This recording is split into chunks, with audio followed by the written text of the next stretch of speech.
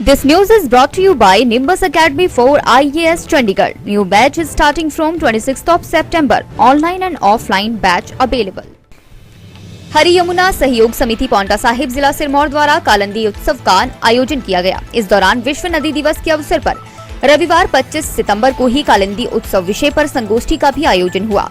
इस कार्यक्रम के अंतर्गत एक जादू का शो भी किया गया, जिसमें प्रसिद्ध जादूगर राजकुमार व उनकी टीम ने जादू का खेल दिखाया। इस शो का मुख्य उद्देश्य स्कूल और कॉलेज के विद्यार्थियों और यमुना किनारे बसे ग्रामीणों को पर्यावरण संरक्षण के प्रति जागरूक करना था। इस दौरान हरी यमुना सहयोग समिति के सदस्य विकास वालिया ने बताया, हरी यमुना सहयोग समिति पांवटा साहिब द्वारा कालिंदी उत्सव 2022 का आयोजन किया गया। कार्यक्रम का उद्देश्य पवित्र यमुना जी को अविरल व स्वच्छ बनाने के साथ साथ यमुना को पुनर्जीवित करने और समूचे यमुना के तट के साथ साथ परिक्रमा पथ का संरचित करना था।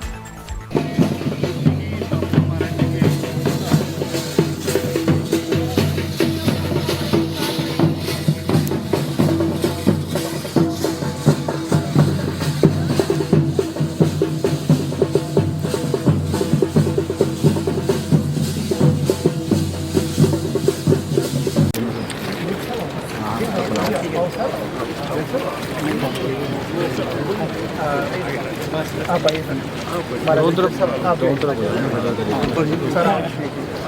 आइए ना आप पुलिस साहब।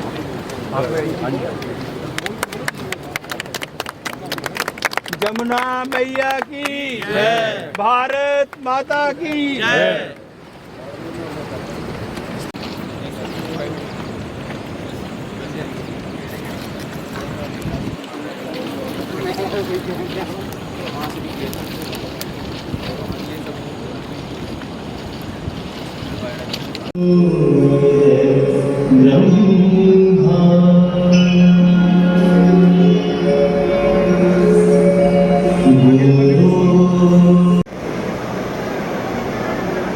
ये उन्होंने एक मॉडल बनाया कि आपकी समस्या है वेस्ट आप जनरेट कर रहे हैं। आप स्वयं सक्षम हैं, अपनी शक्ति को पहचानिए जो आपके पास है, समाज की शक्ति। और रास्ते नहीं है तो रास्ते बनाइए। प्रदूषण जा रहा है तो प्रदूषण को रोकना आपके हाथ में है, उसमें सीवेज मत जाने दीजिए, उसके अंदर कूड़ा मत डालिए। तो नदी तो अपने साफ है। स्वामी जी ने कहा गंगा यमुना पवित्र नहीं है, वो तो पवित्र है, वो तो माता है। उनमें तो बिल्कुल साफ पानी आ रहा है, उसकी तो हम पूजा कर रहे हैं। गंदा कौन कर रहा है? हम ही गंदा कर रहे हैं। तो सरकार को और समाज को आप अलग करके नहीं देख सकते, दोनों ही एक है। सरकार भी हमारी है और समाज भी हमारा है, दोनों को मिलना पड़ेगा। अगर आप सो जाएं तो ठीक है, सरकार ठीक कर रही है, सरकार की ड्यूटी है, यस, कॉन्स्टिट्यूशन में सरकार की ड्यूटी है। पर क्या हमारा काम सिर्फ वोट डाल दी और उससे चलेगा? सिचेवाल जी ने कहा वोट जो डलती है उसमें पर्यावरण कहीं मुद्दा ही नहीं है। अगर ये मुद्दा हो तो शायद सरकार इस प्रॉब्लम को सोल्व कर दे। मतलब कहने का ये है कि सरकार इज वोट ड्रिवन। मैं कहना चाहता हूं, हम सबको इसके लिए अपना महत्वपूर्ण योगदान देना चाहिए। हमें वातावरण को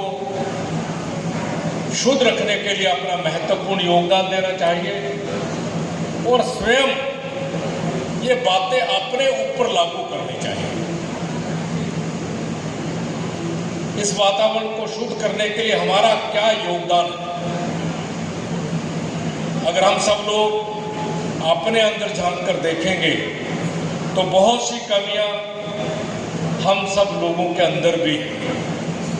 इंसान एक ऐसा व्यक्ति है जो दूसरे की कमियां तो बहुत जल्दी बता देता है, समाज को भी, परंतु अपने अंदर कमियां देखने में उनको कमियां नजर नहीं आती। मैं तो आपसे यही कहना चाहता हूं, हम सब लोग बहुत सौभाग्यशाली हैं। यमुना नदी हमारे बिल्कुल आंचल से होकर जाती है, साथ में यमुना नदी सहायक है, बाता नदी सहायक है, चारों तरफ से पोंटा जो है गुरु गोविंद सिंह की पवित्र नगरी नदियों के आंचल में बसी है, इसलिए यहाँ पर वातावरण शुद्ध रहे, इन नदियों को प्रदूषण से बचाने के लिए हम सब लोग अपना महत्वपूर्ण योगदान दें। भारत में एक योजना बनी कि स्मार्ट सिटीज यहाँ बने। योजनाएं बनती हैं, कार्य रूप भी लेती हैं। जैसे हरि यमुना सहयोग समिति ने एक संकल्प लिया कि इस प्रकार से हरि यमुना पथ हो और यमुना जी का शुद्धिकरण हो, लेकिन जब तक जन भागीदारी नहीं जुड़ेगी, और एक बात हमने तब से कही कि जब स्मार्ट सिटीज की बात आई, हमने कहा कि स्मार्ट सिटीज बने, बहुत अच्छी बात है, ये राष्ट्र के लिए, राष्ट्र गौरव के लिए निश्चित एक नई प्रेरणा पूरे विश्व में बनेगी। लेकिन स्मार्ट सिटीज की कल्पना भी संभवतः अधूरी रह सकती है यदि सिटीजन स्मार्ट नहीं बनेंगे, और इसीलिए आवश्यकता है स्मार्ट सिटीज के साथ साथ स्मार्ट सिटीजन्स बने। जानते हैं कि उन्होंने कई वर्ष पहले एक संकल्प लिया, पावन नदियों के लिए, साथ साथ अपने राष्ट्र के लिए, अपने समाज के लिए हम सबकी जागरूकता उसमें निश्चित और निस्संदेह। दिव्य हिमाचल टीवी के लिए पौंटा साहिब से धीरज चोपड़ा की रिपोर्ट।